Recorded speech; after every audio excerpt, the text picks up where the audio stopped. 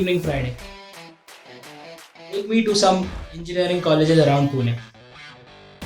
Boss, this is Bharati Vidyapeeth College of Engineering, Lavale, an empire that started from a small class and now to a university. The journey is quite amazing, but today I'll take you to this campus situated far away from the city and its crowd, surrounded by greenery and guarded by a hill. Let's go inside. This is the amphitheater used for various activities. Recently, people from MTV Roadies, team from Yuva, and TEDx speakers have come to the college.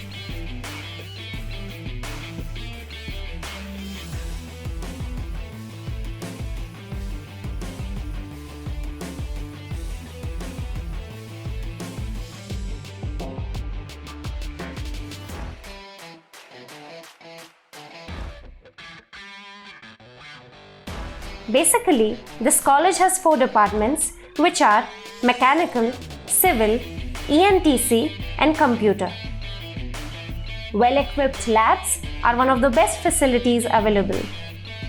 About sports, This college has excelled in basketball, football, cricket, badminton, kabaddi, TT, volleyball, chess, carom, boxing, and cross country.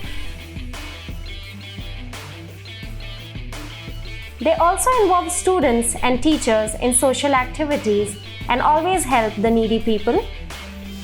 They also teach students about disaster management and attend various seminars which include self-defense for girls, industrial visits, etc. They have also filed patents with students, and I must tell you, boss, it impressed me a lot.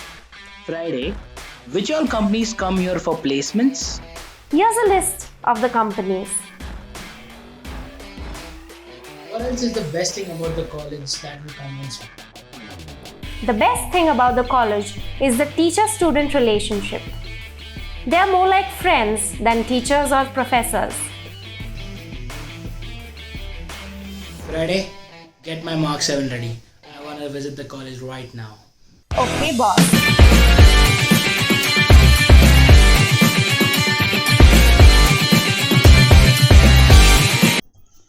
Hello friends,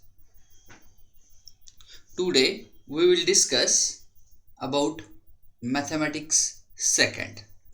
Okay, let us start. Now in M2 there are 8 to 9 topics and these are the expected number of questions with marks. First chapter is continuity. 2 number of questions are expected. Second topic is differentiation. There are 3 number of questions, and for applications of derivative again 3. That means derivative has 6 number of questions. Remember that. Now integration. Integration indefinite and definite दोघांचे मिळून 6 questions असतात, लक्षात घ्या. There are 6 questions on integration and their application. Area under the curve, 1 question is there. Means total integration 7 प्रश्न असणार आहेत expected, लक्षात घ्या. 14 मार्क आहेत. त्यामुळे इंटिग्रेशन ड्रॉप करू नका. इंटिग्रेशन ड्रॉप केलं तर तुम्हाला पुढे पण प्रॉब्लेम येईल. डिफरन्शियल इक्वेशन मध्ये तसंच प्रोबॅबिलिटी डिस्ट्रीब्युशन मध्ये पण इंटिग्रेशन लागणार आहे. त्यामुळे इंटिग्रेशन हा टॉपिक ड्रॉप करू नका. तो खूप सोपा आहे तसा विचार करायला गेलं तर. Next is differential equation. 2 number of questions expected. After that, probability distribution and binomial distribution. Each has 2 number of questions. Okay. Therefore, in all, total 21 questions are expected from M2 and total marks allotted for M2 are 42. Remember, 42 marks. Okay. Let us start the topic wise distribution. We will discuss some questions from previous year. Okay, let us start with continuity. Continuity actually easy topic आहे, खूप easy आहे.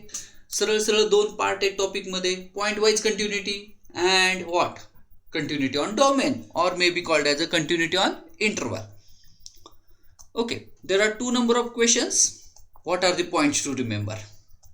These are the points to remember. Remember L hospital rule. It is very important. 90% problem continuity मधले या रूलने सोडवले जातात. 90% my dear friends, 90% म्हणतोय मी. Okay, then continuity of rational function लक्षात ठेवायला हवी आहे आणि टेक्स्टबुक फॉर्म्युले मात्र आपल्याला सगळे यायला हवेत. That's it. हे दोन फंक्शन खूप मोठा रोल प्ले करतात MHTCET मध्ये. Modulus function and greatest integer function. याचा एक तरी प्रॉब्लेम तुम्हाला दिसणार आहे पेपरमध्ये. मग ते कंटिन्युटीमध्ये असेल किंवा डिफरन्शिएबिलिटीमध्ये असेल किंवा इंटिग्रेशनमध्ये असेल. तीनपैकी कुठंतरी तुम्हाला modulus and greatest integer function येणार आहे. त्याच्या डेफिनेशन्स बघून ठेवा. रेडी रेफरन्स म्हणून हे तुमच्याकडे असू द्यात हे दोन functions. Okay, discuss some problems. The function f of x is equal to 4 minus x square upon 4x minus x cube is. There are four options given. Discontinuous at only one point, discontinuous at exactly 2 points, discontinuous at exactly 3 points, and what is the fourth option? Continuous everywhere. Now identify the function first. This is a rational function. Now rational function is continuous everywhere except when denominator is 0. Therefore what is the hint? Put 4x minus x cube is equal to 0. What we get? We get x into 4 minus x square is 0, correct? I am taking x common and other things. That means the values for x are, firstly it is 0 and plus minus 2, correct? And plus minus 2. That means there are three values for x where this rational function is not defined. Not defined म्हणतोय मी. आता not defined असेल तर continuous असण्याचा प्रश्न येतो का? बिलकुल नाही. Therefore this function is discontinuous exactly at 3 points. Exactly at 3 points. लक्षात घ्या. आता कधी कधी तुम्हाला अशी ऑप्शन्स येतील की 0ला कंटिन्युअस आहे, 2ला डिसकंटिन्युअस आहे. या प्रकारचे पण ऑप्शन्स राहतात. जसा प्रॉब्लेम त्याप्रमाणे तुम्हाला करायला हवंय. इथं इंटरवल पण दिला जातो बऱ्याच वेळा. आत्ता इंटरवल दिला नाही, त्यामुळे we are taking that as a set of reals. जर इंटरवल दिला, समजा 0 to 1 दिला असतं close interval, then what I have to do? 0च आला असता फक्त इंटरवलमध्ये, मग मी म्हटलं असतं ओनली 1 पॉईंटला डिसकंटिन्युअस आहे, अदरवाईज कंटिन्युअस. अशा प्रकारचे ऑप्शन्स पण राहतात, हे लक्षात घ्या. स्टँडर्ड फंक्शनच्या कंटिन्युटी आहेत त्या लक्षात ठेवा. Sine cos is always continuous. आत्ताच बोललो आपण, rational function is continuous everywhere except when denominator is 0. Log x exponential functions they are continuous in their domains and polynomial functions are always continuous. Remember this topic. Okay, go to the next problem.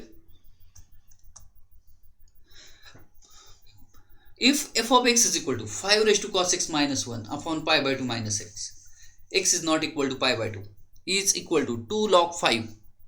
If x is equal to pi by 2 is, there are four options given. Continuous at pi by 2, discontinuous at pi by 2, discontinuous but it is a removable type, discontinuous but it is a removable type. कसं करायचंय? First check whether it is 0 by 0 or not. Okay, if I put x equal to pi by 2, then what happens? Cos pi by 2 is 0, therefore 1 minus 1. Numerator becomes 0. What about denominator? Pi by 2 minus pi by 2 0. Therefore this is 0 by 0 form. Use L'Hospital rule. काय L'Hospital rule काय actually? Differentiate numerator and denominator separately. Differentiate numerator and denominator separately. Separate differentiate करूयात. A raised to x चा derivative a raised to x into log a. त्याप्रमाणे 5 raised to x चा derivative 5 raised to cos x into log 5. and remember log चा base e असतो आणि cos x चा derivative येणार आहे minus sine x by chain rule. Minus sine x. पुढं जायची गरज वाटते का? नाही, कारण 1 चा derivative 0. And what about denominator? डिनॉमिनेटरमध्ये पाय बाय 2 चा डेरिव्हेटिव्ह 0 येतो, मायनस एक्सचा मायनस 1. आता डिनॉमिनेटर निघून गेला याचा अर्थ, कारण हे मायनस मायनस काय होतील आपले प्लस. ओके, आता 0/0 फॉर्म आहे का? नाही. परत 0/0 फॉर्म मिळत असेल, again differentiate numerator and denominator separately. Okay, आता मी एक्सची व्हॅल्यू π/2 पुट करून टाकणार आहे. Put x is equal to π/2 in this function. What we get? 5 cos π/2. आता सांगितलं cos π/2 काय असतो? 0. 5 1. म्हणजे हे फंक्शन 1 मिळालं. log 5 तशीच राहणार आहे. sin π/2 पण काय असतो? 1. 1 × 1 log 5. म्हणजे log 5 आन्सर आहे या प्रॉब्लेमचं. Got it? We have given 2 log 5. Therefore discontinuous. बरोबर, डिसकंटिन्युअस म्हणजे पहिला ऑप्शन रिमूव्ह झालेला आहे माझ्या दृष्टीने. आता डिसकंटिन्युअस आहे, पण कोणत्या टाईपची डिसकंटिन्युटी आहे? परमनंट आहे का, जम्पिंग आहे का, किंवा रिमूवेबल आहे का? बघा, because of this constant function we get discontinuity. Just replace this as a log 5. याला रिप्लेस करू शकतो आपण log 5 ने. Therefore this is removable type of discontinuity. Option C is correct. बघा किती सोपं आहे. यल हॉस्पिटल रूल वापरणं खूप सोपं आहे. Just differentiate numerator and denominator separately. That's it. आत्ताच बघितलं आपण. यल हॉस्पिटल रूल वापरला and option C is correct. Go to another one. If f of x is equal to 1 plus sin pi x by 2 minus infinity less than x less than or equal to 1 is equal to ax plus b 1 less than x less than 3 and 6 tan x pi by 12 3 less than or equal to x less than 6 it's continuous in minus infinity to 6. म्हणजे second part मधला problem आहे. Continuity on domain किंवा continuity on interval. We want to find the values of A and B. Okay, how to find? लगेच डोक्यात येतो left hand limit, right hand limit. काही करायचं नाही. एक्स्ट्रीम पॉईंट बघा पहिल्या दोन फंक्शनचा. एक्स्ट्रीम पॉईंट आहे 1. इथं 1 आहे, इथं 1 आहे. दोन्ही ठिकाणी 1 1 पुट करून टाकायचे. काय मिळणार आहे बघूयात आपण. इथं जर मी 1 पुट केला तर a प्लस बी मिळेल मला. बरोबर, a plus B is equal to वरच्या फंक्शनमध्ये जर एक्सची व्हॅल्यू 1 टाकली तर sin π/2 1, sin π/2 1, 1 + 1 म्हणजे 2 झाले. हे झालं आपलं पहिलं इक्वेशन तयार. मी बघितलंय का मित्रांनो, याला left hand limit, right hand limit काही बघायचं नाही. आता दुसरे दोन फंक्शन जर मी कन्सिडर केले तर एक्स्ट्रीम पॉईंट आहे 3 दोघांचाही. त्याला आपल्याला कंटिन्युटी बघायची. 3 पुट करून द्या म्हणजे दुसरं इक्वेशन तयार होईल. 3a + b is equal to. आता जर मी या फंक्शनमध्ये 3 पुट केले तर हे π/4 tan π/4 1 असतात. We get 6. हे बघा, हे ते इक्वेशन्स तयार होत आहेत. मला हे इक्वेशन सॉल्व करून दाखवायचे नाहीत, ते तुम्ही सहज सॉल्व करू शकता. Okay, how to get the equations, that is the question. मुलांना कळत नाही, ते left hand limit, right hand limit लिहितात, करत बसतात. असं करून चालेल का? नाही. आता मी काय करणार आहे, एकदा इक्वेशन तयार झाले की सोडवा, किंवा मी यातले या ऑप्शनवरून इक्वेशन कोणतं सॅटिस्फाय होते ते बघणार आहे. कोणत्या ऑप्शनने इक्वेशन सॅटिस्फाय होत आहेत आणि तुम्ही ते चेक करू शकता. Option C is the correct. जर मी सी ऑप्शन या इक्वेशनमध्ये पुट केला तर काय होतं आहे, 2 + 0 2 आणि 6 + 0 6. त्यामुळे एवढाच एक ऑप्शन आहे की ज्याने ते इक्वेशन सॅटिस्फाय होत आहेत. That's it. आपण M1 मध्ये पण बरेच प्रॉब्लेम असे केलेत की ऑप्शन्स पुट करून बघितले की आन्सर्स लवकर मिळतात मित्रांनो. Okay, that's it about continuity. याच टिपिकली अशाच टाईपचे प्रॉब्लेम्स असतात. फाइंड के वगैरे पण येतात. मगाशीच बघितलं आपण कसे करायचे ते. बऱ्याच वेळा 90% केसेसमध्ये यल हॉस्पिटल रूल वापरा. Okay, go to the next topic, that is the differentiation. तसं बघायला गेलं तर इझी टॉपिक आहे, पण एक लिंक लागते खरं ह्याच्यात. एक लिंकिंग असावं लागेल तुमचं. 3 क्वेश्चन्स एक्सपेक्टेड आहेत. पॉईंट्स टू रिमेंबर काय, डिफरंट टाईप्स. कोणते कोणते टाईप्स आहेत? कंपोजिट फंक्शन्स आहेत, त्यालाच आपण चेन रूल म्हणतो. Actually chain rule. Inverse trigonometric functions, parametric functions, implicit and higher order derivatives आहेत. त्याच्याच बरोबर लॉगॅरिथमिक डिफरन्शिएशन पण येतं. हे सगळं करत असताना हा एक टॉपिक महत्त्वाचा असतो, ट्रिग्नोमेट्रिक सबस्टिट्यूशन्स. ते मात्र तुम्हाला चांगले जमले पाहिजेत. ट्रिग्नोमेट्रिक सबस्टिट्यूशन्स नाही जमले तर प्रॉब्लेम आहे. आणि जमतात, ज्यांनी तिकडचा ट्रिग्नोमेट्रिक फंक्शन चॅप्टर केला आहे त्यांना ट्रिग्नोमेट्रिक सबस्टिट्यूशन जमतात, खरंच जमतात. खूप अवघड वगैरे काही नाही आहे तसं बघायला गेलं. स्क्वेअर रूट 1 - x² आहे. माझ्या डोक्यात लगेच आलं पाहिजे 1 - sin² किंवा 1 - cos². स्क्वेअर रूट कॅन्सल करायचे. ही ट्रिक आहे. 1 + tan² sec². बऱ्याच वेळा ज्या फंडामेंटल आयडेंटिटीज आहेत आपल्या 3 त्याच्याशीच रिलेटेड सबस्टिट्यूशन्स असतात, किंवा 1 + cos आणि 1 - cos हे 2 फॉर्म्युले एक लक्षात ठेवा. त्याच्याशी रिलेटेड सबस्टिट्यूशन्स असतात. ओके, आणखी काय करायला हवंय, या 2 टॉपिकवरचा प्रॉब्लेम नेहमीच दिसतो, आयदर पॅरामेट्रिक किंवा लॉगॅरिथमिक. याच्यावरचा एक प्रॉब्लेम नेहमी असतो. ट्रिग्नोमेट्रिक सबस्टिट्यूशन्सवरचा एक आहे. प्रिव्हियस इयर क्वेश्चन्स बघितले की हे 2 प्रॉब्लेम तर 100% असतात आणि एखादा मग इम्प्लिसिट असेल किंवा हायर ऑर्डर डेरिव्हेटिव्हचा असतो. ओके, अशा प्रकारचे 3 प्रॉब्लेम्स एक्सपेक्टेड आहेत. काही प्रॉब्लेम्स बघूया टिपिकल. तुम्ही कोणतंही MSCETचं पुस्तक घेतलं तर त्याच्यात भरपूर शॉर्टकट्स दिलेत. तुम्हाला जे फिजिबल आहेत ते यूज करायला सुरुवात करा, कारण CET शॉर्टकट्स महत्त्वाचे आहेत मित्रांनो. आणि तुम्ही त्याच्यावरचे प्रॉब्लेम सॉल्व्ह करा, म्हणजे ते शॉर्टकट्स तुम्हाला ॲब्सॉर्ब होतील. अदरवाईज मी एक प्रॉब्लेम शॉर्टकटने करून बघितला नाही, काही उपयोग नाही आहे. लक्षात आलं? बेसिक आयडिया ही आहे MHT CETची की तुम्ही शॉर्टकट्स अप्लाय करा. शॉर्टकट अप्लाय होतात येस, आणि 2-2 मार्काचे प्रॉब्लेम्स असतात. खूप मोठे प्रॉब्लेम्स येत नाहीत. हार्डली तुम्हाला 4 ते 5, मी मॅक्सिमम सांगतोय 4 ते 5 जे लेवल 3चे प्रॉब्लेम्स असतात. लेवल 2 आणि लेवल 1 ॲव्हरेज प्रॉब्लेम आणि इझी प्रॉब्लेम हार्डली 1-2-3 स्टेपमध्ये सुटतातच, 100% सुटतात. बघूयात काही typical problems. y = sin x raised to x. Function raise to function या कॅटेगरीमधला प्रॉब्लेम आहे. फंक्शन रेस टू फंक्शन हा तो फॉर्म्युला आहे शॉर्टकटचा. मी ऑप्शन्स नाही लिहिणार आहे या प्रॉब्लेमचा. How to solve, how to get answer असं मी म्हणतोय आता. Okay, if y = m raised to n, both are functions of x, m and n, then what? dy by dx is m raised to n times n by m. काय करायचंय, यालाच upon करायचं असं, बरोबर. n by m into m dash plus n dash into log m. याच्यावरून हे लिहिता येणं सहज शक्य आहे. जर इथं आपण m डॅश लिहितोय तर इकडे काय करायचं, n dash log of m. मग आता आपला आन्सर काय येणार आहे बघा, sine x raise to x लिहिलं बघा मी, x अपॉन साइन x इथं, याचा डेरिव्हेटिव्ह इथं मांडायचा आहे. साइन एक्सचा डेरिव्हेटिव्ह असतो कॉस x, बरोबर, प्लस एक्सचा derivative 1 into log of sine x. संपला problem. This is the answer.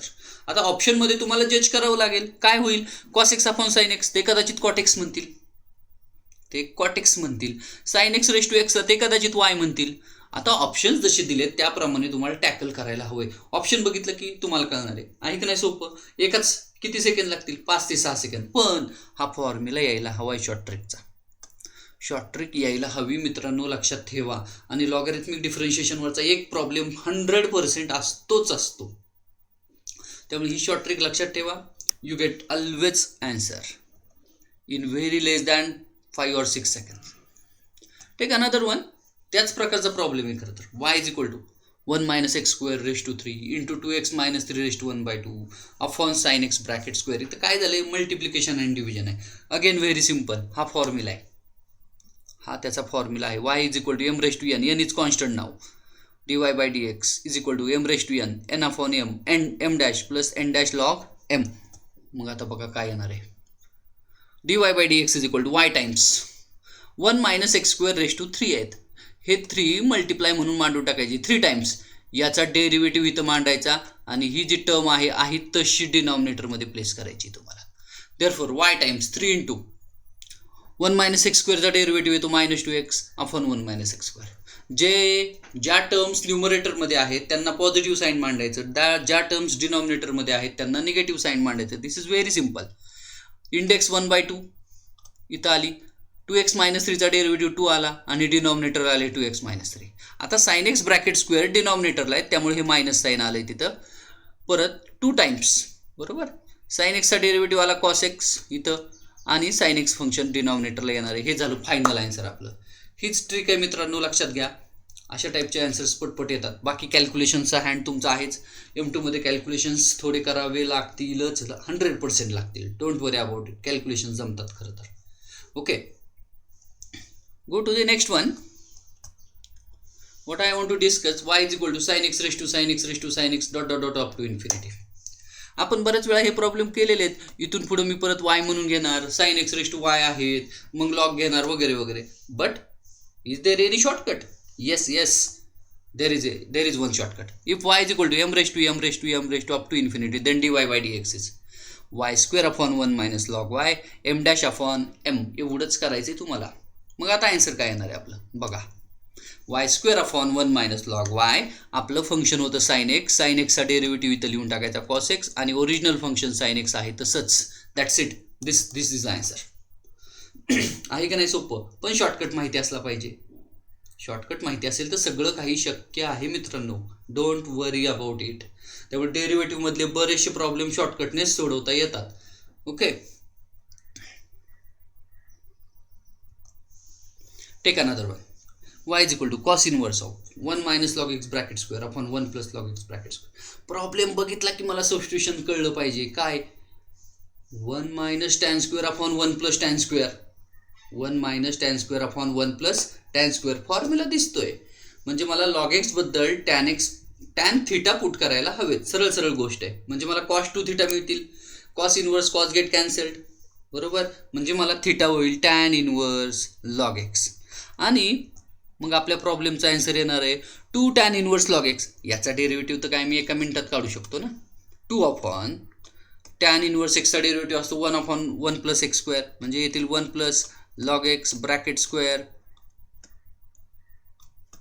log x bracket square आणि log x च्या डेरिव्हेटिव्हने मल्टिप्लाय करावं लागेल. log x चा डेरिव्हेटिव्ह असतो 1 अपॉन x. That's it. हे झालं तुमचं फायनल आन्सर. काही वेगळं येणार नाही. किती वेळ लागतो? करावं पण लागत नाही. नुसतं हे जर मी बघू शकलो, हे तिथं मला दिसलं लिहिलेलं रफ वर्कमध्ये की मी ऑप्शन चूज करू शकतो. मग याच टाईपचे प्रॉब्लेम्स असतात. साइन इनवर्स असतं बाहेर तर काय झालं असतं? काही नाही. Sine inverse of cos 2 theta. बघा मित्रांनो मी काय म्हणतोय, sine inverse of cos 2 theta. मग मी कॉस 2 थीटा साईनमध्येच कन्वर्ट केले असते. कसे? π/2 मधून सबट्रॅक्ट केला. साइन ऑफ π/2 मायनस 2 थीटा आले असते. हां, बाहेर साइन इनवर्स असते तर. ओके, मग साइन इनवर्स साइन कॅन्सल झाले असते. π/2 मायनस 2 थीटा आणि मग माझा आन्सर आला असतो with negative sign. That's it. Problem खूप सोपे असतात. काही अवघड नसतं मित्रांनो. लक्षात घ्या. कॉस साइन एकमेकांमध्ये इंटरचेंजेबल असतात. फक्त अँगल जो येईल तो π/2 मधून सबट्रॅक्ट करायचा आहे. Okay, that's it about differentiation. बाकी मी हायर ऑर्डर डेरिव्हेटिव्हमध्ये जाणार नाही. प्रिव्हियस इयर क्वेश्चन पेपर्स बघितले तर खूप काही हायर ऑर्डरचे दिसत नाहीत. पण जाता जाता एवढं सांगतो, ज्यांचा फर्स्ट ऑर्डर डेरिव्हेटिव्ह y/x असतो त्या सर्वांचा सेकंड ऑर्डर डेरिव्हेटिव्ह 0 असतो. एवढा शॉर्टकट लक्षात राहू द्यात. The first order derivative is, if first order derivative is y/x, then second order derivative is always 0. Okay, actually परीक्षा काय आहे, एक्झाम काय आहे की तुम्हाला फर्स्ट ऑर्डर डेरिव्हेटिव्ह पटपट निघाले पाहिजेत. मग सेकंड ऑर्डर डेरिव्हेटिव्ह तर फास्ट निघतातच मित्रांनो, त्यात काय वादच नाही आहे. Okay, that's it about differentiation. Typical problem आपण डिस्कस केलेत. बरे, हे जे काय आपण प्रॉब्लेम घेतोय ते प्रिव्हियस इयर कधी ना कधी विचारलेलेच आहेत. Go to the next one. Applications of derivative. Again, easy topic आहे खरं विचार करायला गेलं तर. 3 questions are expected. Points to remember काय आहेत? Tangent and normal. Tangent and normal. बऱ्याच वेळा एक क्वेश्चन टँजंट नॉर्मलचा दिसतोय. एक क्वेश्चन तर 100% मॅक्सिमा आणि मिनिमाचा असतो. आणि बाकीच्या मधून एक क्वेश्चन येतोय. कुठून? रेट मेजर, मीन व्हॅल्यू थेरम आणि इन्क्रीजिंग डिक्रीजिंग याच्यावरचा एखादा क्वेश्चन असतो. म्हणजे हे ते 3 क्वेश्चन्स आहेत. टँजंट नॉर्मलवरचा एक क्वेश्चन आहेच. मॅक्सिमा मिनिमावरचा एक क्वेश्चन असतोच, 100% असतो. रेट मेजर, मीन व्हॅल्यू थेरम, इन्क्रीजिंग डिक्रीजिंग एक बऱ्याच वेळा क्वेश्चन विचारले गेलेले आहेत. Okay, remember derivative and calculations. इथं तुम्हाला काय करावं लागेल? डेरिव्हेटिव्हचे सगळे फॉर्म्युलेज लागणार आहेत. आणि हो त्याच्याबरोबर कॅल्क्युलेशन्स. आपण M1 मध्ये पण बऱ्याच वेळा म्हणलं कॅल्क्युलेशनचं स्पीड तुम्हाला लागणार आहे मित्रांनो, तरच पेपर उरकतो, नाही तर उरकत नाही. Okay, let us discuss some typical problems from previous year papers. The points on the curve y is equal to 12x minus x cube at which gradient is 0 are. Now what is gradient? Gradient means slope. काय करायचे तुम्हाला? The points on the curve, एक curve दिली आणि अशी point शोधायचे तुम्हाला की ज्यावेळेस स्लोप ऑफ टँजंट काय असला पाहिजे? 0 असला पाहिजे. याचा अर्थ हे पॉइंट्स जे आहेत ते या कर्ववरचेच असले पाहिजेत ना. हे पॉइंट्स त्या कर्ववरचे असले पाहिजेत. बरोबर. मग मी ऑप्शन्स पुट करून बघणार आहे कोणत्या ऑप्शनने सॅटिस्फाय होते. आपण पहिला करून बघू. 0 2 ने सॅटिस्फाय होते का? बघा एकदा. y 2 आहे आणि x 0 नाहीच होत. 2 इज इक्वल टू 0 असतात का नाही. 0 - 2 नाही होणार, आत्तासारखंच केस येणार आहे. आता 2 - 16 पुट करून बघा. 2 - 16 काय होतंय, -16 आणि इथं 2 24 आणि हे 8 नाही होते. याचा अर्थ D option is the correct. तुम्ही पुट करून बघू शकता. इथं जर मी 16 पुट केले वायची व्हॅल्यू आणि एक्सची व्हॅल्यू 2, इथं किती आले 24 - 2 क्यूब इज 8 आले का 16 बरोबर. Yes, they are equal. Therefore option D is correct. बघा मी काही सोडवलं नाही, नाहीतर अदरवाईज आपल्याला डिफरन्शिएट करावं लागलं असतं, टँजंटचा स्लोप डिफाईन करावं लागला असता, एक पॉईंट, मग आपल्याला पॉईंट्स मिळतील त्या मेथडने. पण ही ती मेथड आहे, तुम्ही असेच आयडेंटिफाय करा, अशाच ट्रिक्स वापरा. तिकडं तो पॉईंट पुट करून बघायचा. 2 पॉईंट आले तर मग प्रश्न आहे, तर मात्र आपल्याला सोडवावं लागेल. पण असे किती प्रॉब्लेम्स असतात, हार्डली एखाद दुसरा असतो मित्रांनो. Okay, go to the next one.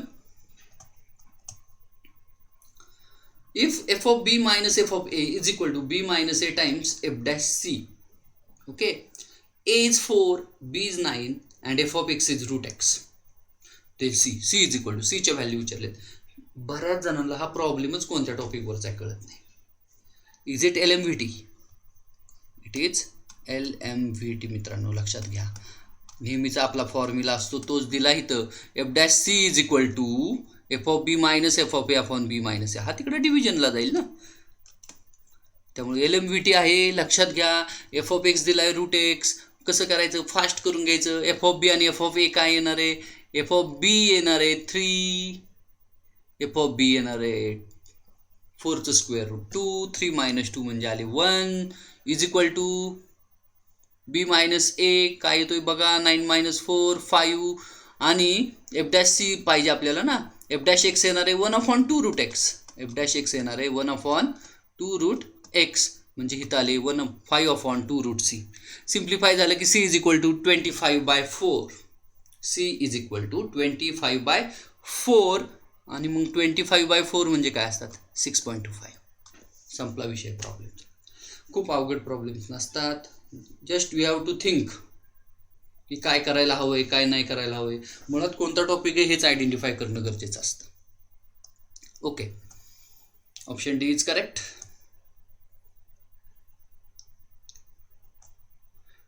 Go to another one.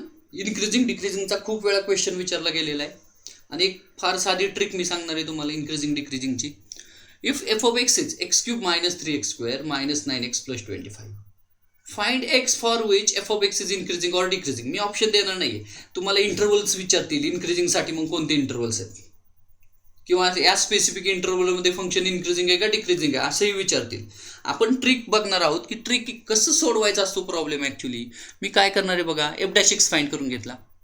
काय आला तो 3x² - 6x - 9.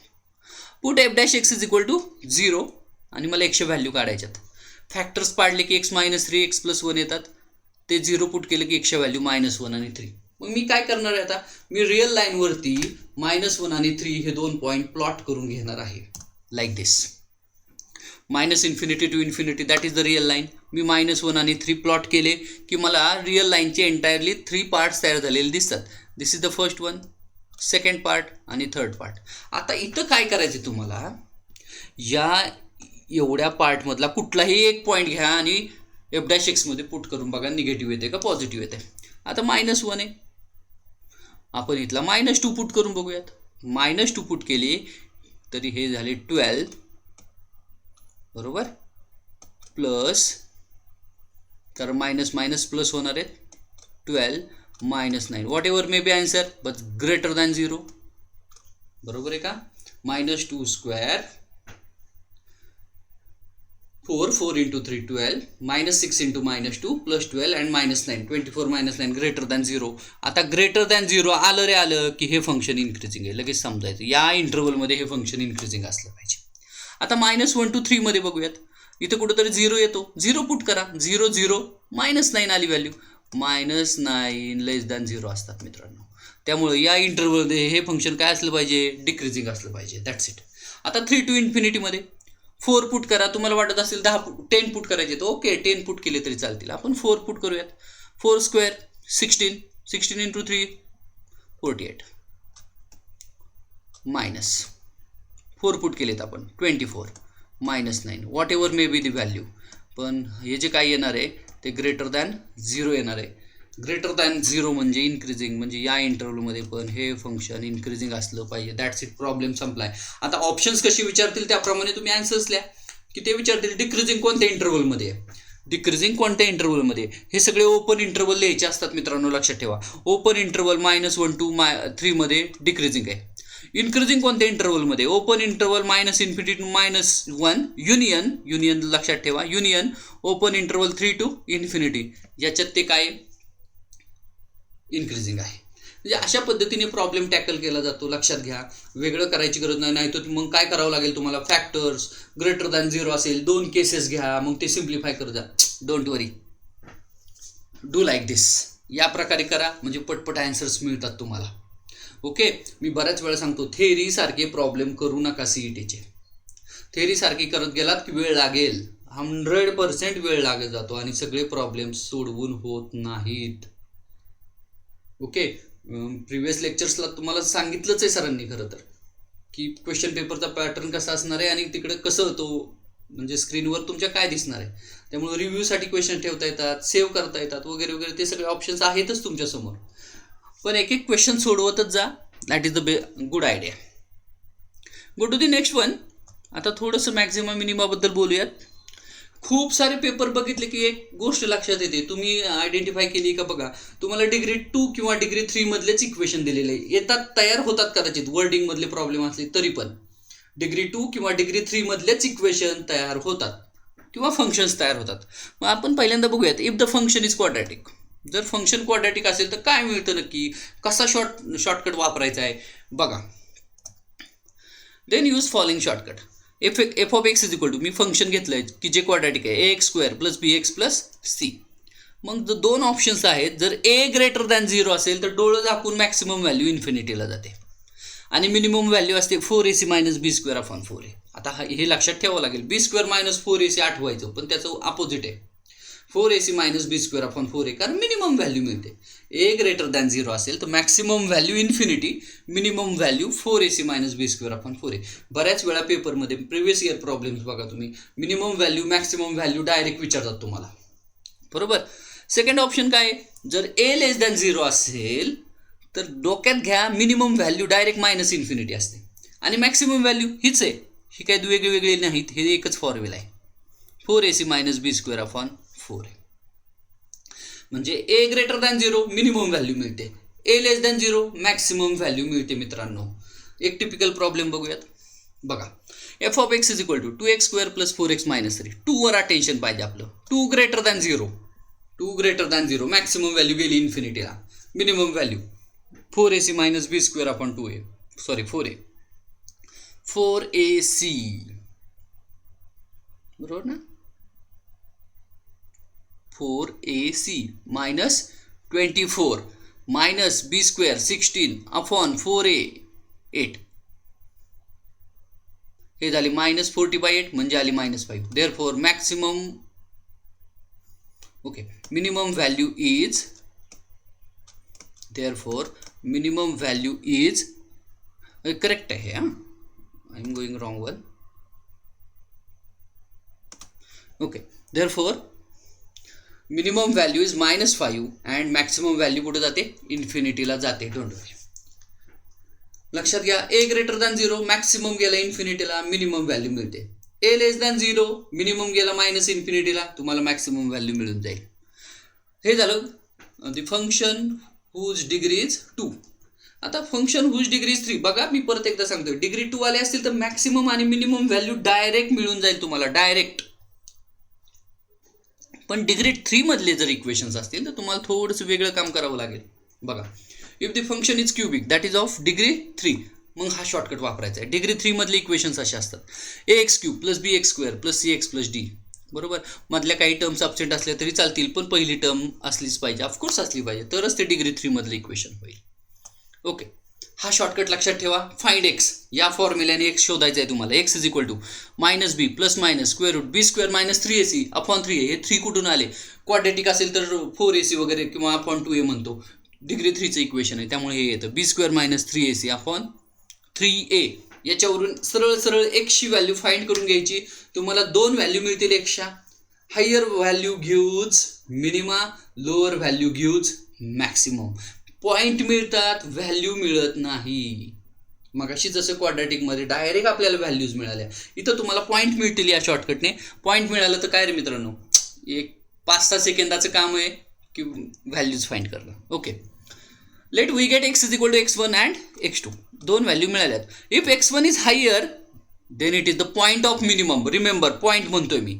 Then it is point of minimum. If x2 is lower then it is point of maximum. म्हणजे दोघांमध्येच हे करायचं, कंपॅरिझन करायचं x1 आणि x2 मध्येच. x1 लोअर असेल तर तुम्हाला मॅक्सिमम मिळणार आहे, हायर असेल तर मिनिमम मिळणार आहे. That's it. Take one example. f of x is equal to x cube minus 6x square plus 9x plus 15. x is equal to 6 plus minus square root 36 minus 27 upon 3. Okay, ते फॉर्म्युल्यानुसार मी calculations करून घेतलेत. Calculations are important part. येते मला 6 plus minus 3 upon 3 आणि मग value आल्या 3 आणि 1. याचा अर्थ काय, maxima occurs at x is equal to 1. Minimum point gives maxima and maximum point gives minima. आणि 3ला काय मिळणार आहे तुम्हाला, मिनिमा मिळणार आहे. आता मिनिमम व्हॅल्यू आणि मॅक्सिमम व्हॅल्यू कशी काढायची, ह्या आलेल्या व्हॅल्यू तुम्ही फक्त फंक्शनमध्ये पुट करा. यू गेट मिनिमम व्हॅल्यू आणि मॅक्सिमम व्हॅल्यू. बघा, शॉर्टकट लक्षात ठेवा. Lower point gives maxima, higher point gives minima. That is that. That's it about the applications of derivative. आपण बरेच प्रॉब्लेम केले. मी ऑप्शन्स दिले नव्हते खरं तर. कसे टॅकल करायचे हे सांगितलंय. त्यातलं शॉर्टकट कसे वापरायचे असतात हे पण डिस्कस केले. बाकी रेट मेजर वगैरे ते फिजिकल प्रॉब्लेम्स आहेत. तुम्हाला फिजिक्सचे शॉर्टकट माहिती असतात खरं तर तसे केले तरी चालतात, पण फास्ट करा. प्रॉब्लेम कसा सोडवायचा याला काही अर्थ नाही. कोणती मेथड वापरायची डझंट मॅटर. तुम्ही कसंही करा पण आन्सर सांगा. Go to the next topic, integration. मी एकत्रच केलेलं आहे इनडेफिनाईट आणि डेफिनाईट. टोटल क्वेश्चन्स मगाशीच बघितलं आपण. टोटल एक्सपेक्टेड क्वेश्चन्स असतात 6, म्हणजे 12 मार्क आहेत मित्रांनो. ड्रॉप करू नका कुणीही. खूप सोप्या ट्रिक्स मी सांगणार आहे तुम्हाला आता इंटिग्रेशनच्या सुद्धा. जर मी इंटिग्रेशन इनडेफिनाईटबद्दल बोलायला सुरुवात केली, डेफिनाईटबद्दल नंतर बोलू आपण. पहिल्यांदा इनडेफिनाईट. माझ्या लेखी तिथं फक्त 3 टाईपचेच प्रॉब्लेम्स आहेत. लक्षात घ्या मी काय म्हणतोय बघा. There are only 3 types of problems. पहिला टाईप आहे सबस्टिट्यूशन, दुसरा आहे बाय पार्ट आणि तिसरा आहे बाय पार्शियल फ्रॅक्शन. हे 3च प्रॉब्लेम आहेत. या 3 प्रॉब्लेमवरचे एक प्रॉब्लेम आपल्याला पेपरमध्ये असतो. बाय पार्टचा एक, बाय पार्शियल फ्रॅक्शनचा एक आणि बाय सबस्टिट्यूशन मेथडचा एक. पैकी सबस्टिट्यूशन मेथड सगळीकडे सोपी आहे, बऱ्यापैकी सोपं आहे. सबस्टिट्यूशन कळलं की तुम्ही लगेच आयडेंटिफाय करू शकता. That's it. तिकडे बरेच काही शॉर्टकट आहेत. तुम्ही कुठलंही MST CETचं पुस्तक घ्या, शॉर्टकट मिळतात खरं तर तुम्हाला आता. पण लक्षात घ्या, शॉर्टकट्स वापरता आले पाहिजेत. आपल्याला वापरायची कशी हेच कळत नाही. That is the main big problem actually. अजून काय लक्षात ठेवायला हवे, प्रॉपर्टीज ऑफ डेफिनाईट इंटिग्रल ते बघूच आपण. डेफिनाईट इंटिग्रल सुरू केलं की टेक सम टिपिकल प्रॉब्लेम्स.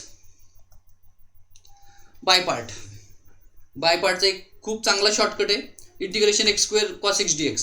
लक्षात घ्या मित्रांनो, जेव्हा CETचा प्रॉब्लेम असतो, एक फंक्शन व्हॅनिशिंग असतं की ज्याचा डेरिव्हेटिव्ह गेलं की व्हॅनिशिंग असतं, आणि एक फंक्शन पिरियडिक असतं, त्याचं डेरिव्हेटिव्ह किंवा इंटिग्रेशन करत गेलं की ते फंक्शन्स परत येत राहतात. जसं cos xचं इंटिग्रेशन घ्या नाही तर डेरिव्हेटिव्ह घ्या, ते फंक्शन परत तयार होत जातं.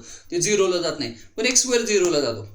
इथे एक रूल तुम्हाला माहीतच आहे आपला नेहमीचा LIATE रूल आहे, बरोबर ना. LIATE रूल कसं सोडवायचं ते सांगतोय. आपल्या नेहमीच्या चॉईस प्रमाणे लिहून टाकायचं. This is the algebraic function and this is trigonometric function.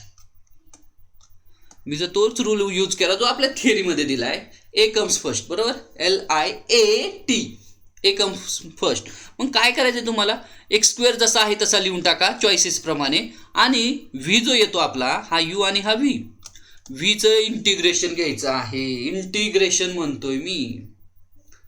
पहिलं फंक्शन आहे तसं दुसऱ्याचं इंटिग्रेशन लिहून टाका. आपला फॉर्म्युला तसा आहे ना, U इंटिग्रेशन V dx. पहिली टर्म अशी येते आपली, बरोबर. बाकीचं पुढचं बघू आपण काय करायचं ते. ओके, मग cos x इंटिग्रेशन असतं sin x. इथं पण खूप मुलं चुकतात. cos 6 इंटिग्रेशन लिहितात मायनस साइन एक्स, नाही, तो डेरिव्हेटिव्ह आहे. cos 6 integration sign x. आता काय करायचं तुम्हाला, अल्टरनेट प्लस मायनस साईन देत जायचे आहेत. अल्टरनेट प्लस मायनस, ही टर्म आपण प्लस लिहिली, आता पुढची टर्म मायनस, ही बघा इथं मायनस आली, त्याच्या पुढची प्लस ऑटोमॅटिक येईल, याच्या पुढं टर्म असेल तर ती मायनस येईल. पुढं काय करायचंय, पहिल्याचा डेरिव्हेटिव्ह घ्या. पहिल्याचं काय घ्या, डेरिव्हेटिव्ह घेत जायचे तुम्हाला, आणि दुसऱ्याचं इंटिग्रेशन घेत जायचं आहे. मग डेरिव्हेटिव्ह ऑफ एक्स स्क्वेअर आला 2x, आणि integration of sine x, remember minus cos x. Brackets टाकलेत मी तसेच ठेवायचे, काही करायचं नाही. परत अल्टरनेट प्लस मायनस साईन तर दिलेतच आपण, परत याचा डेरिव्हेटिव्ह घ्या, याचं इंटिग्रेशन घ्या. मग 2x चा डेरिव्हेटिव्ह येतो 2, आणि मायनस कॉस एक्सचं इंटिग्रेशन येतं, मायनस तसेच कॉस एक्सचं sine x, minus sine x. पुढं जर मी करायला गेलो तर इथं मायनस साईन येईल, पण 2चा डेरिव्हेटिव्ह तो 0 होतो, त्यामुळे पुढच्या टर्म्स आता लॅप्स होऊन जातात. त्यामुळे पुढं काही करायची गरज नाही. हेच आपला ॲन्सर आहे. ऑप्शन बघितलं की तुम्हाला ॲन्सर कळून जाईल. ओके, बाय पार्टचा प्रॉब्लेम या पद्धतीचा विचारला जातो. किंवा अजून कोणता, E raise to X F of X plus F dash X. खूप सोपं आहे, answer E raise to X F of X असतं. बरेच तिकडं टिपिकल प्रॉब्लेम्स आहेत, ते करा. थेरम सबस्टिट्यूशनचा करायला विसरू नका. 4 करोलरीज दिलेले आहेत, त्या व्यवस्थित अभ्यासा, व्यवस्थित त्याची फॉर्म्युले लक्षात ठेवा.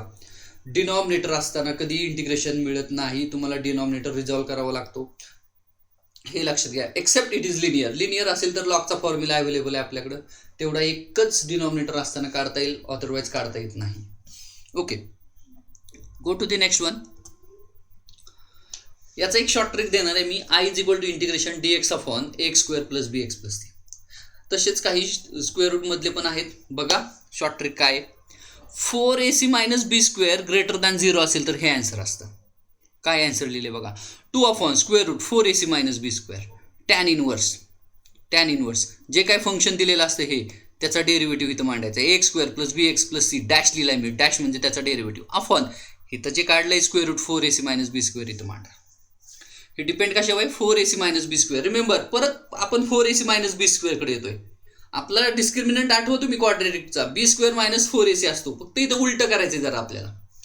सेकंड ऑप्शन काय, 4ac मायनस बी स्क्वेअर लेस दॅन 0 होईल. लेस दॅन 0 आलं तर हा असं आन्सर लिहायचं तुम्हाला, 1 अपॉन स्क्वेअर रूट मॉड, कारण हा 4ac minus b square negative आहे, निगेटिव्ह काय स्क्वेअर रूटमध्ये नसतं, त्यामुळे तिथं मॉड टाका. Mod 4ac minus b square log lower factor upon higher factor. ते लोअर हायर फॅक्टर कसं आयडेंटिफाय करायचं ते मी सांगतो. प्रत्येक ठिकाणी प्लस सी लिहायचं आहे, मी फक्त त्याकडे थोडंसं लक्ष दिलं नाही आहे. प्लस सी सगळीकडे लिहायचे असतातच, ऑप्शन्स असतात आपल्याकडे, त्यामुळे काही विषयच नाही आहे खरं तर. ओके, मग आता एक टिपिकल प्रॉब्लेम घेऊयात, म्हणजे तुमच्या लक्षात येईल. बघा, dx upon 4x square plus 12x plus 5. 4ac minus b square find करा. इथं 4ac मायनस बी स्क्वेअर येतो मायनस 64, लेस दॅन 0 आहे मित्रांनो, लेस दॅन 0 आहे.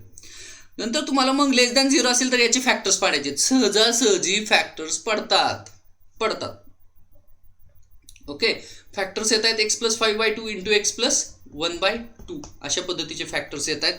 मग आता काय, आता आन्सर्स लिहायचे आपल्याला. मग अशीच फॉर्म्युला लिहिला आहे, तोच फॉर्म्युला मी परत इथं लिहिला आहे.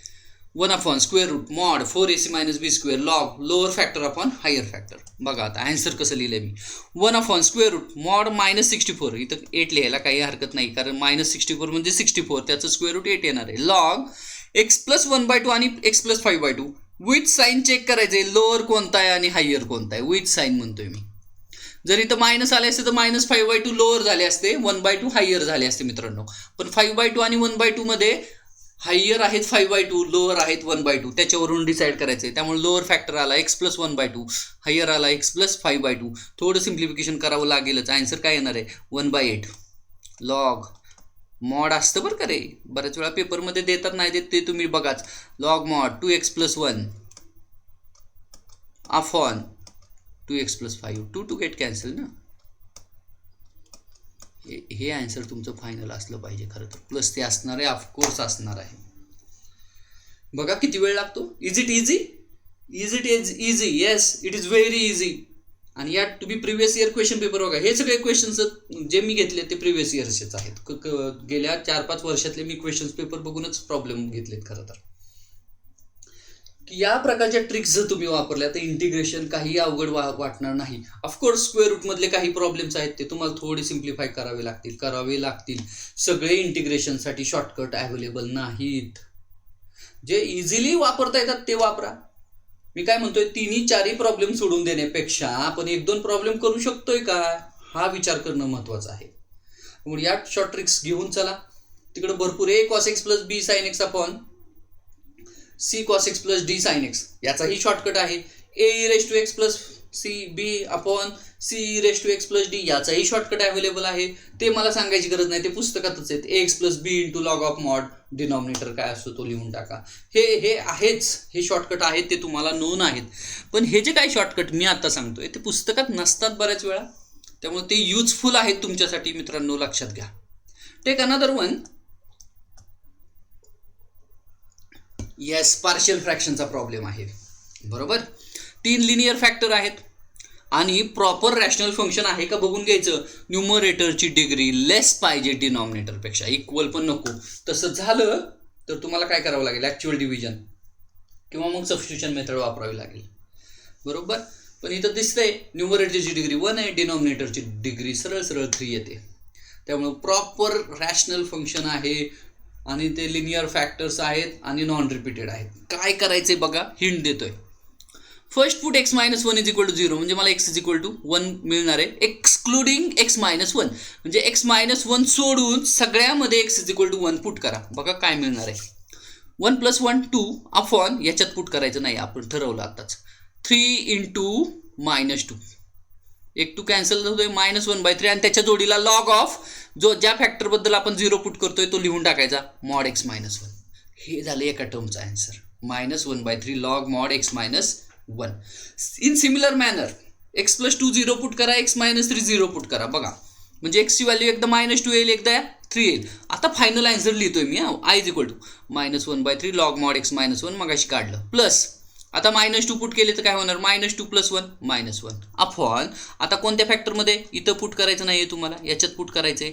बरोबर, -2 × -1 -3 आणि हे झाले -5, -3 × -5 15 आले, लॉग मॉड x + 2 प्लस अगदी त्याचप्रमाणे केले. बाकी थोडंसं कॅन्सलेशन करावं लागेल, 2 टू गेट कॅन्सल, मी ते करत बसलो नाही आहे. बघा आहे ना की एकदम इझी. कशाबद्दल पुट करायचं काय ते व्यवस्थित बघून घ्या. I am explaining again. x - 1 is equal to 0, x equal to 1 put करा सगळीकडे एक्सेप्ट फर्स्ट फॅक्टर. त्याचा लॉगने मल्टिप्लाय करायचं, जे येईल आन्सर त्याच्या लॉगला मल्टिप्लाय करायचे, लॉगने मल्टिप्लाय करायचं. पुढं x इक्वल टू -2 येते, सगळीकडे -2 पुट करा, एक्सेप्ट दिस आणि इंटू लॉग ऑफ x + 2. तसंच x इक्वल टू 3 पुट करा सगळीकडं, एक्सेप्ट दिस वन आणि इंटू लॉग मॉड x - 3 लिहायचं आहे, प्लस ते असतोच. हेच झालं तुमचा आन्सर. किती वेळ लागणार आहे, डायरेक्ट मी लिहू शकतो, मधल्या ह्या स्टेप्स करायची बिलकुल गरज नाही आहे. बरोबर ना, डायरेक्ट. आणि एकदा हे लिहिलं की ऑप्शन बघितलं की तुम्हाला कळतंय लगेच की काय आन्सर असलं पाहिजे. मी ऑप्शन्स लिहिले नाही आहेत आज, पण आपण how to tackle the problem असं बघतोय खरं तर आज, की कसं लवकर करता येईल. त्यामुळे इंटिग्रेशन सोपं आहे. बघा बायपार्टचा एक प्रॉब्लेम केला आपण, ओके, पार्शियल फ्रॅक्शनचा एक, आणि टिपिकली याच प्रकारचे प्रॉब्लेम्स असतात मित्रांनो, लक्षात घ्या. ओके, बाकी सबस्टिट्यूशन मेथडमध्ये खूप सारं आहे करण्यासारखं, तुम्ही बरेच प्रॉब्लेम सोडवा, तिकडे बरेच शॉर्ट ट्रिक्स असतात, खरंच असतात, त्या यूज करा. म्हणजे इंटिग्रेशनचे प्रॉब्लेम एकदम सिंपल होऊन जातात खरं तर. ओके, अजून एक प्रॉब्लेम बघूया. बघा हा आता, tan inverse sin x upon 1 + cos x of course integration of dx is equal to, options दिलेत. मला जर डेरिव्हेटिव्ह चांगले येते पण इंटिग्रेशन चांगले येत नाही, असू शकतं काही मुलांचं. मग मी असं करू शकतो का? Yes, you can still do. कसं करणार आहे, मी ऑप्शनचे डेरिव्हेटिव्ह घेतले. बघा मी ऑप्शनचे सगळे डेरिव्हेटिव्ह फाइंड केले. पहिल्याचा x येतोय, बाकी मला डेरिव्हेटिव्ह एक्सप्लेन करायची गरज नाही. 2x/3 x/2 आला आणि याचा आला 2x/5. आता मी काय करणार आहे, अशी कुठली तरी एक एक्सची व्हॅल्यू चूज करून घेणार आहे. कुठलीही चूज करा, पण आपल्याला वरचं फंक्शन सिम्पल आलं पाहिजे. ओके, मग at x equal to 90 degree मी 0 पण घेऊ शकतो, फक्त इन्फिनिटीला जायला नको एवढी काळजी घ्यायची.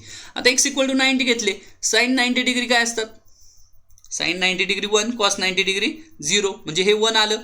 आणि टॅन इनवर्स 1 काय असतात, 45 डिग्री.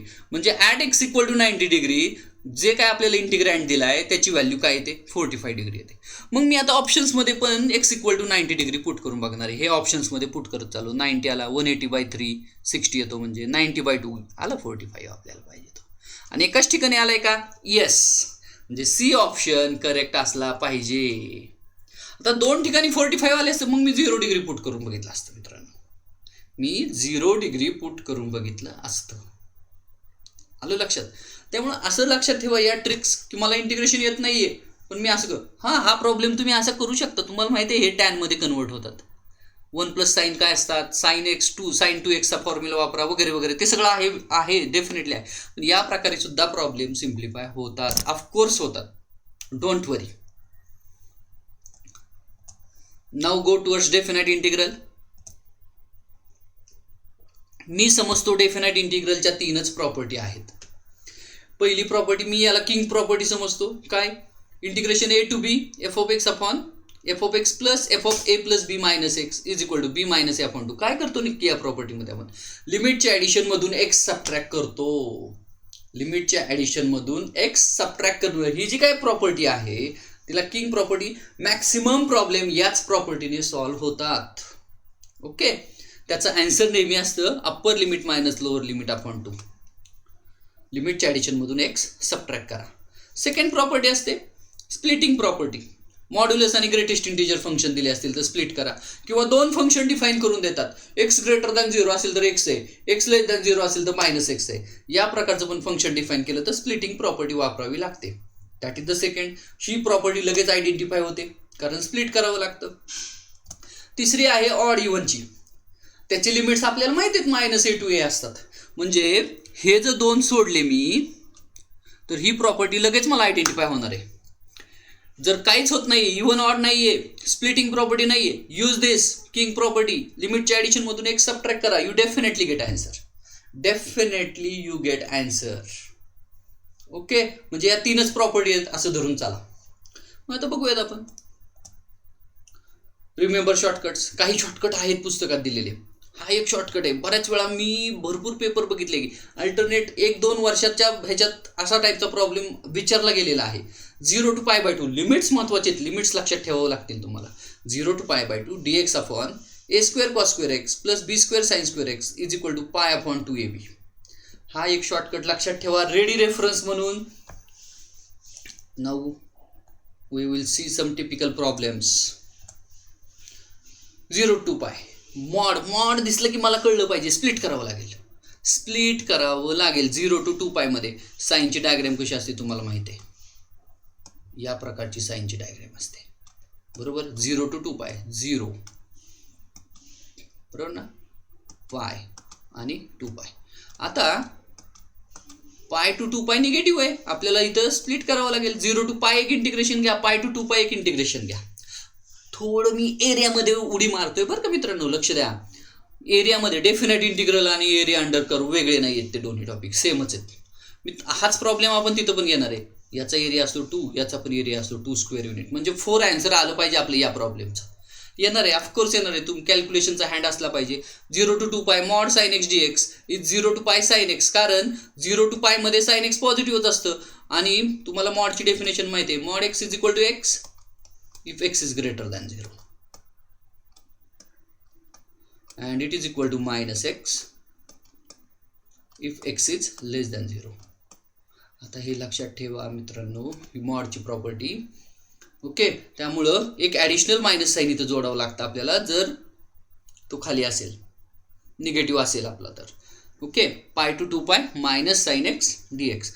मी सिम्प्लिफाय करून दाखवणार नाहीये. सायन्स इंटिग्रेशन काय, it is a very easy part. मी आता सांगितलं आन्सर आफ्टर सम कॅल्क्युलेशनचा पार्ट आहे. Definite integral, area under curve, differential equation, probability distribution आणि बायनॉमियल डिस्ट्रीब्युशन, ह्याच्यात तुम्हाला कॅल्क्युलेशन्स लागणार आहेत. आन्सर 4 आहे. ओके, हाच प्रॉब्लेम आपण परत एरियामध्ये पण एकदा कन्क्लूड करूयात म्हणजे तुमच्या लक्षात येईल. कॅल्क्युलेशन्स तुमच्यावर सोडलेत मी करून दाखवणार आहेत. फास्ट कॅल्क्युलेशन झाले पाहिजेत हे मात्र नक्कीच. Take another one. आता इथं मी लिमिट्स बघणार आहे. स्प्लिटिंग प्रॉपर्टी करे नाही, मॉड ग्रेटेस्ट इंटिजर फंक्शन दिसत नाहीये.